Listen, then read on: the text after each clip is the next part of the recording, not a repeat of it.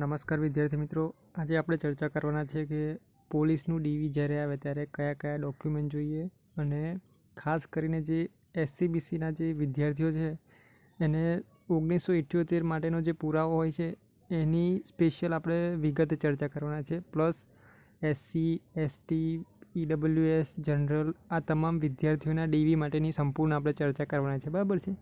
અને ખાસ કરીને તો જે બક્ષીપંચવાળા ઓબીસીવાળા છે એમની વિસ્તૃત ચર્ચા કરીશું, કારણ કે એમને સૌથી વધારે વાર થતી હોય છે, બરાબર છે ડીવીમાં.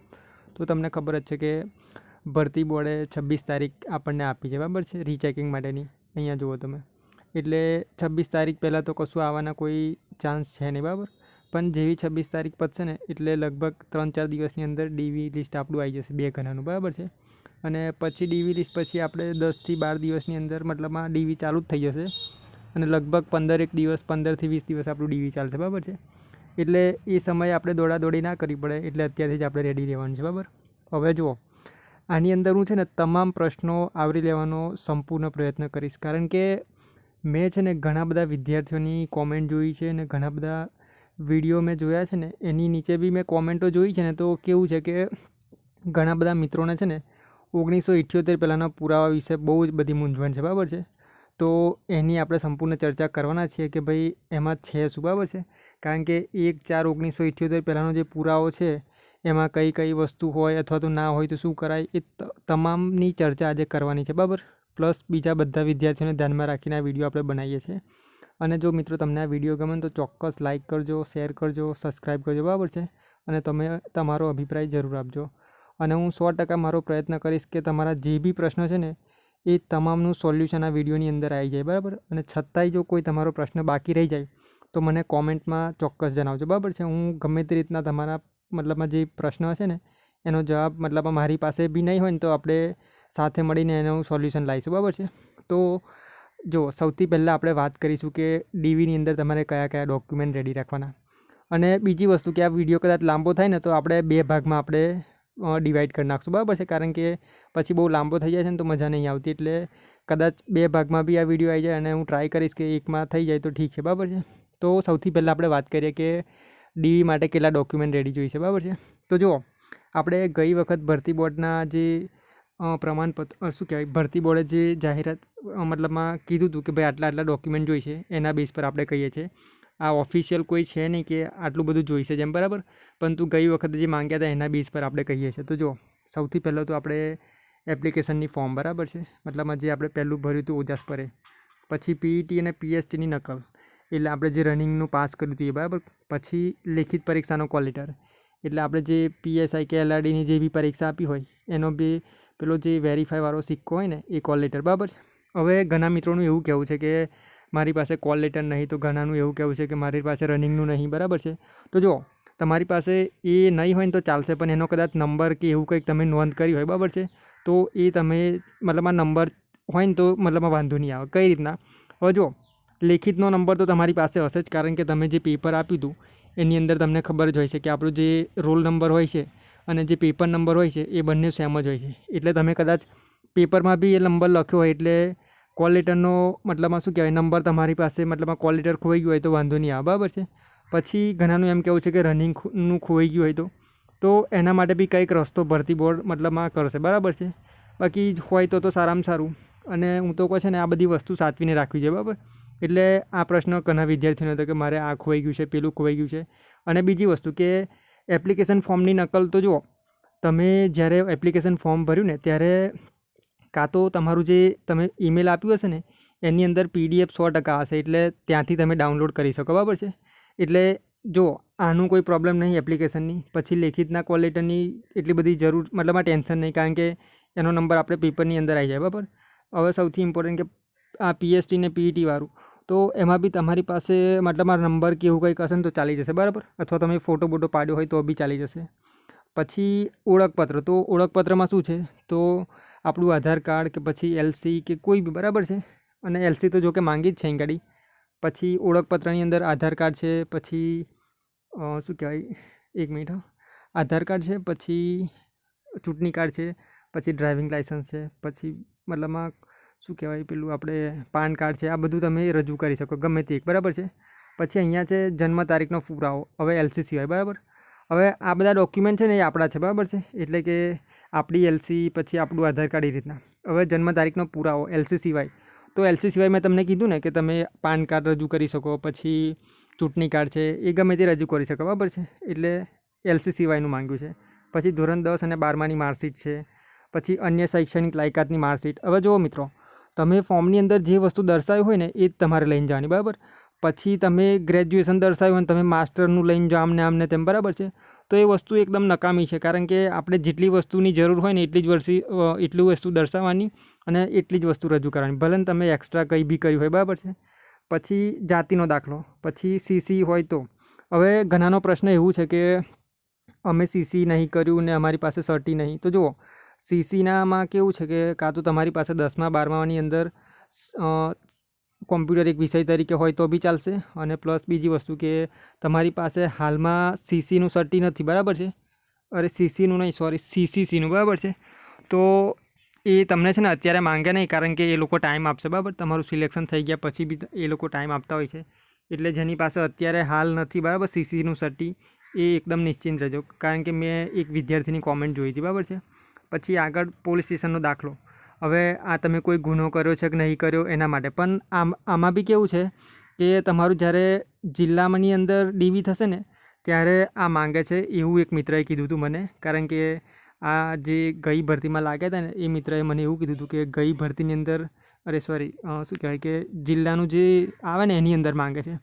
પછી ફોટો, તો ફોટા તો મતલબમાં 4-5 આપણે લઈને જ જવાનું, બરાબર છે. એટલે આવી રીતના આટલા ડોક્યુમેન્ટ તમારે રેડી રાખવાના. હવે ઘણાનો એવો પ્રોબ્લેમ છે.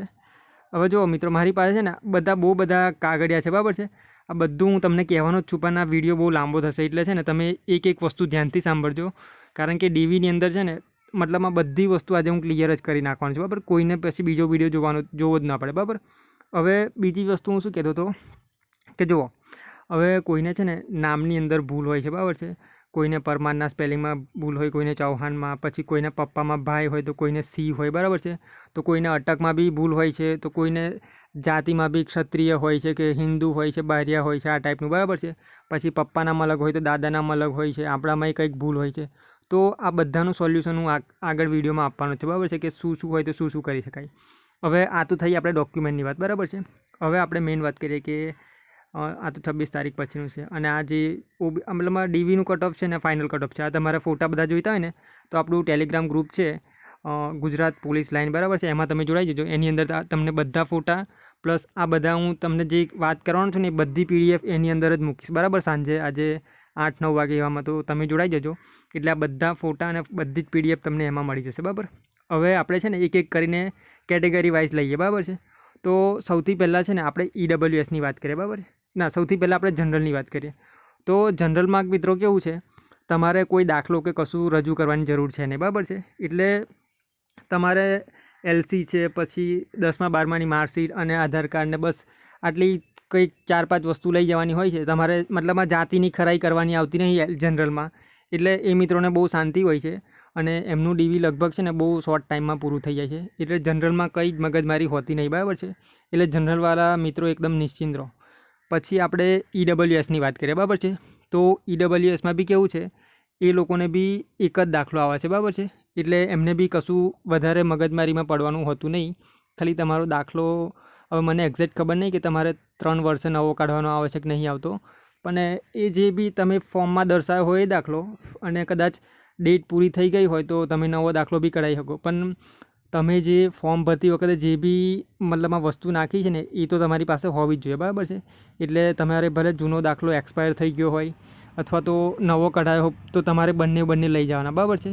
અને તમારે બી કેવું કે જાતિ પુરવાર કરવાની હોતી નહીં, એટલે કેવું કે તમને બી એટલો બધો સમય નહીં લાગે, બરાબર છે. હવે ત્રીજા નંબરની વાત કરીએ આપણે SCની, બરાબર છે. મતલબ આ જો અહીં ઘડી દેખાય છે ને, આ સામાજિક અને આ તો OBC છે, બરાબર છે. OBCની આપણે થોડીક વાર પછી વાત કરીએ, કારણ કે એમનું બહુ લાંબુ થવાનું છે. એટલે આપણે SCની ફટાફટ વાત કરી લઈએ. હવે હા, ત્રીજી વસ્તુ આપણે જાતિ, અરે શું કહેવાય, SC ST ને OBCની વાત કરતાં પહેલાં આપણે પોલીસનું જે મતલબમાં ફોર્મ કઈ રીતના ભરવાનું આવશે એની થોડીક વાત કરીએ, બરાબર છે. તો આપણે જે ડીવીનું લિસ્ટ આવશે ને એની અંદર એની પછી છે ને આવી રીતના ભરતી બોર્ડ મતલબમાં શું કહેવાય, આ જાતિમાં શું કહેવાય, ડોક્યુમેન્ટ વેરિફિકેશન માટેનું એક શું કહેવાય PDF આપશે, બરાબર છે. હવે એની અંદર કેવું થશે કે આ જે NXZ3 કરું ને એ આપણે ડીવી માટેનું ફોર્મ છે. હવે આમાં તમે સૂચનાઓ વાંચી લેવાની કે ઇંગ્લિશમાં જ ભરવાનું છે અને કેપિટલમાં, બરાબર છે. તો ઉમેદવારનું નામ, ઉમેદવારનું શું હતું, ઉમેદવારની માતાનું નામ, પૂરેપૂરું નામ, બરાબર, સરનામું છે, કન્ફર્મેશન નંબર, દસ્તાવેજ ચકાસણીનો રોલ નંબર. હવે હા, બીજી વસ્તુ કે આપણે ડીવી આવશે ને ત્યારે આપણે પાછું ફરોઈ નવો કોલ લેટર ડાઉનલોડ કરવાનો આવશે. આપણે કેવું કે પરીક્ષા વખતનો કોલ લેટર હોય, પછી રનિંગનો કોલ લેટર હોય, એવી રીતના આનો બી છે ને એક અલગથી મતલબમાં કોલ લેટર આવશે, બરાબર છે. એટલે આમાં બી તમારો રોલ નંબર અલગ આવશે, બરાબર છે, એ રીતના હશે. પછી છે દસ્તાવેજ ચકાસણી માટેના પ્રમાણપત્રોની વિગતો. તો આ બધું તો તમે છે ને હું PDFમાં ફોટા મૂકી દઈશ અને PDF બી મૂકી દઈશ, એટલે તમે જોઈ લેજો, બરાબર છે. એટલે જન્મ તારીખનું પ્રમાણપત્ર છે ને પછી 12માની લાયક છે, 12માનું બધું વિગતો ભરવાની છે. પછી જેને SCBC કેટેગરી છે એને આ ભરવાનું છે બીજા નંબરનું. પછી જેને શું છે અનામત જાતિ માટેનું પ્રમાણપત્ર એટલે આ એનું છે. પછી EWS વાળાનું અહીંયા છે. પછી NCC વાળાએ જેને કર્યું હોય મતલબ આ ફોર્મ ભરતી વખતે દર્શાવ્યું હોય એને આ છે, બરાબર. પછી બીજું શું છે તો હા, વિધવા માટેનું છે, કોઈએ વિધવામાં ભર્યું હોય ફોર્મ, બરાબર છે, તો એના માટે આ ભરવાનું છે. પછી માજી સૈનિક એટલે એક્સ આર્મી વાળાને આવું ભરવાનું છે. અને જેને જે લાગુ ના પડતું હોય ને એમાં કશું કરવાનું નહીં, બરાબર. એમાં ખાલી ડેશ કહીને આગળ વધી જવાનું છે, બરાબર. પછી અહીંયા ઉમેદવારીની સહી છે, ઉમેદવારનું નામ, આ બધું તમે તમારી રીતના જોઈ લેજો, બરાબર છે. અને આમાં કદાચ છે ને એ ચકાસણી કરવાવાળા મતલબ આગળ કરશે, આપણે આમાં કશું કરવાનું છે નહીં, બરાબર. એટલે આ બધું તમારે ફોટાઓ મૂકી દઈશ, તમે જોઈ લેજો, બરાબર છે, કે શું શું કરવાનું હોય છે. અને પછી આગળની વાત કરીએ આપણે. હવે આપણે જે 3 જાતિ રહી હતી ને એની વાત કરીએ, બરાબર છે, કે 3 જાતિમાં શું છે. તો જો સૌથી પહેલાં આપણે છે ને અનુસૂચિત આદિજાતિ એટલે આ કોણ કહેવાશે, ST, બરાબર છે. હવે જુઓ STમાં કેવું છે કે આ તમારે ફોર્મ ભરવાનું આવશે. હવે જુઓ આ હું જે બી ફોર્મ બતાવું છું ને તમને એ જે કેટેગરીને લાગુ પડે છે ને એને જ. હવે ધારો કે મેં STનું આ ફોર્મ બતાવું છું તો આ માત્ર STના વિદ્યાર્થીઓને ભરવાનું છે, બરાબર છે. પછી તમારે OBCમાં આવતા હોય તો તમારે આમાં અડવાનું જ નહીં, બરાબર. અને આ આખું અલગથી જ PDF આવશે, એટલે તમારે કોઈ મગજમારી જ નહીં આમાં, બરાબર છે. હવે અનુસૂચિત આદિજાતિ એટલે કે STના જે વિદ્યાર્થીઓ છે એને આખી PDF જ આવશે. આ તો મેં ફોટો કટિંગ કરીને અહીંયા મૂક્યો છે, બરાબર છે. એટલે તમારે આ બધી વિગતો ભરવાની છે, બરાબર છે, નામ ને જે બી હોય, પપ્પાનું નામ ને બધું, બરાબર છે. હવે આખી PDF હું પહેલાં ગ્રુપમાં મૂકી દઈશ, પછી આ બીજું છે. પછી આ રીતના આખી PDF જ છે. હવે ST જે કેટેગરી છે એને જાતિની પ્રમાણપત્ર તો હોય છે જ તમારે, બરાબર છે. એટલે તમારે જાતિ ખરાઈ કરવા માટે તમારે 1978 પહેલાં કે એવું કશું મગજમારી છે નહીં, એટલે એટલું બધું તમારે ટેન્શન લેવાનું છે નહીં, બરાબર. પણ આ શું કહેવાય કે આ અહીંયા 1981 પહેલાંની કંઈક તારીખ આપી છે એ તમે તમારી રીતના બધું વાંચી લેજો, બરાબર છે. હવે આમાં છે ને ઉમેદવારના શાળા છોડ્યાનું પ્રમાણપત્રની લખન એટલે કે LC, પછી ઉમેદવાર ધોરણ 1માં. એટલે જો આ બધું હું વાંચીશ ને તો ઘણું બધું લાંબુ થશે, બરાબર છે. એટલે આ રીતના તમે વાંચી લેજો બધું, બરાબર છે. જે ST કેટેગરીના વિદ્યાર્થીઓ છે ને એની વાત કરું છું. એટલે હું છે ને નામ હંકાત જ મૂકી દઈશ કે આ PDF ST વિદ્યાર્થીઓ માટેની છે, પછી આ PDF OBC વાળાનું છે, બરાબર છે. એટલે તમે તમારી રીતના જોઈ લેજો આપણા ગ્રુપમાં, બરાબર છે. પછી ઘણા મિત્રોને છે ને વહીપત્રકનો ઉતારો માંગશે, બરાબર છે. કારણ કે અમુકની અંદર માગશે, એ તો વહીપત્રકની આપણે વાત કરીએ જ છે, પણ ઘણાને વહીપત્રક કેવું હોય છે એ ખબર નહીં હોતી. તો જો આપણે જે શાળામાં ભણ્યા હોય ને એ શાળામાં આપણે જઈએ ને એટલે કહેવાનું કે શાળાના વહીપત્રકનો ઉતારો મારે જોઈએ છે. એટલે આપણે જે પહેલા ધોરણમાં એડમિશન લીધું હોય ને, હવે OBCની આપણે વાત કરશું ત્યારે પપ્પાના મતલબમાં વહીપત્રકનો ઉતારો કરવો પડશે. તો વહીપત્રક આવું આવે, જો એમાં શાળાનું નામ, જનરલ રજિસ્ટર નંબર, પછી વર્ષ, વિદ્યાર્થીનું નામ, જાતિ, પેટા જ્ઞાતિ, આ સૌથી ઇમ્પોર્ટન્ટ છે, કારણ કે આના માટે જ આપણે વહીપત્રક બનાવવાનું થશે, બરાબર છે. એટલે એમાં તમારા પપ્પાની જાતિ કે તમારા દાદાનું કઢાવો તો એમનું જાતિ ને ધર્મ, મતલબમાં ધર્મ, જાતિ, જે બી પેટા જ્ઞાતિને જે હોય એ સૌથી ઇમ્પોર્ટન્ટ છે. જો એ લખેલું ના હોય તો પછી એ દાખલો કાઢવો નકામો છે, બરાબર છે. એટલે જો કે હોય છે જ, બરાબર છે, ધર્મ મતલબમાં જાતિ ને પેટા જ્ઞાતિ, બરાબર છે. એટલે આવી રીતના વહીપત્રકનો ઉતારો આવે છે, બરાબર. હવે આપણે આગળ વાત કરીએ કે હવે ચલો STની વાત તો પૂરી થઈ ગઈ, બરાબર. STના વિદ્યાર્થીઓને શું કરવાનું છે એ તમે જોઈ લીધું ને. પેલું ફોર્મ ભરવાનું છે, પછી એ મેં જે પેલું લિસ્ટ આપ્યું હતું, બરાબર છે, એ લિસ્ટમાં તમારે વાંચી લેવાનું છે કે ભાઈ શું શું જોઈએ છે. એ બધા ડોક્યુમેન્ટ તમારે રેડી કરવાના. ખાસ કરીને તો જાતિ તમારી પુરવાર કરવા માટે કોઈ સપોર્ટિંગ ડોક્યુમેન્ટ જોઈએ, બરાબર છે. ધારો કે તમારા પપ્પાનો જાતિનો દાખલો કે કોઈ બી, બરાબર, LC છે અથવા તો પપ્પાનું કે દાદાનું ગમે તે, બરાબર છે. એટલે આ રીતના છે તમારે આ આખું વાંચી લેવાનું STના વિદ્યાર્થીને. હવે આગળ આપણે વાત કરીએ કે અનુસૂચિત જાતિ એટલે કે એસસીના આ જે એસસી વિદ્યાર્થીઓ છે એની વાત કરીએ, બરાબર. હવે આમાં કેવું છે જુઓ મિત્રો, આમાં તમારે આ આખું ફોર્મ ભરવાનું છે. આ ફોર્મની હું PDF મૂકી દઈશ, બરાબર. હવે એમાં નામ બામ તમે આખું જોઈ લેજો, બરાબર છે. કારણ કે હું આ સમજાવવા બેસીશ ને તો બહુ લાંબુ થશે. પછી આ બીજું ફોર્મ મતલબ આ બીજું પેજ છે. પછી આ ત્રીજા નંબરમાં જુઓ, આ જે છે ને એ તમારે ડોક્યુમેન્ટ જોઈ લેવાના કે ભાઈ શું માંગ્યું છે ને શું નહીં, બરાબર છે. કારણ કે મેં આખું વાંચ્યું નહીં એટલે તમે તમારી રીતના વાંચી લેજો, બરાબર છે. હવે એસસીના જે બી તમારે જે ડોક્યુમેન્ટ જોઈએ એ તમારી રીતના કલેક્ટ કરીને પછી રેડી જ રાખવાના, બરાબર. જેને માર્ક્સ થતા હોય કે ભાઈ હા મારે એસસી કેટેગરીમાં આટલા માર્ક્સ છે ને હું પાસ થઈ જઈશ, એ બધા વિદ્યાર્થીઓ રેડી જ રહેવાનું, બરાબર. એટલે આ તમે વાંચી લેજો. આની PDF બી આપણે મૂકી દઈશું. પછી આ શું છે, આ બી તમારું જ ફોર્મ છે, બરાબર છે. એટલે આ PDFની અંદર હું આખું નાખી દઈશ, બરાબર. હવે અને આ શું કહેવાય, આ પેલું લિસ્ટ છે કે કયા ડોક્યુમેન્ટ મતલબ આ જાતિ ખરાઈ કરવા માટેના છે, બરાબર. તો જુઓ, આમાં તમારે સાડા છૂટાની નકલ અથવા તો આ તમે આખું વાંચશો ને એટલે તમને અંદાજો આવી જશે કે ભાઈ હા આપણે કઈ વસ્તુ મતલબ આ જોડે રાખવાની છે, બરાબર.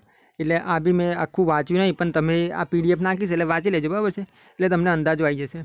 હવે જુઓ, ઘણા બધા એમ કહે છે કે ભાઈ તમે વાંચ્યું નહીં તો વિડીયો બનાવો છો શું કરવા, પરંતુ જુઓ આમાં તમે ખાલી હવે તમે સમજદાર જ છો, બરાબર, હોશિયાર છો. હવે તમે ખાલી શું કે આ ફોટો બી વાંચી લેશો ને તો તમને આઈડિયા આવી જશે કે ભાઈ ના મારે શું કરવાનું છે અને કયા ડોક્યુમેન્ટ જોઈશે. અને છતાંય તમને છે ને કોઈ બી પ્રશ્ન હોય ને કે ભાઈ હા મારે હું આ કેટેગરીમાં છું ને મને આ વસ્તુ ખબર નહીં પડતી, તો ખાલી તમે કોમેન્ટ કરી દેજો ને આપણે મતલબમાં એનો જવાબ 100% આપીશું, બરાબર છે. એટલે આ વસ્તુ તમે જોઈ લેજો અને જે ડોક્યુમેન્ટ આપણે રજૂ કરવાના થાય છે એ કરી દેવાના. હવે તમારે SC ST પછી EWS જનરલ આ બધાને કેવું છે કે એમાં એમને કશું પ્રોબ્લેમ નહીં ઊભો થતો, એટલે હું ફટાફટ મતલબમાં વિડીયો મતલબમાં શું કહેવાય કે ફટાફટ વિડીયો બનાવું છું, બરાબર છે.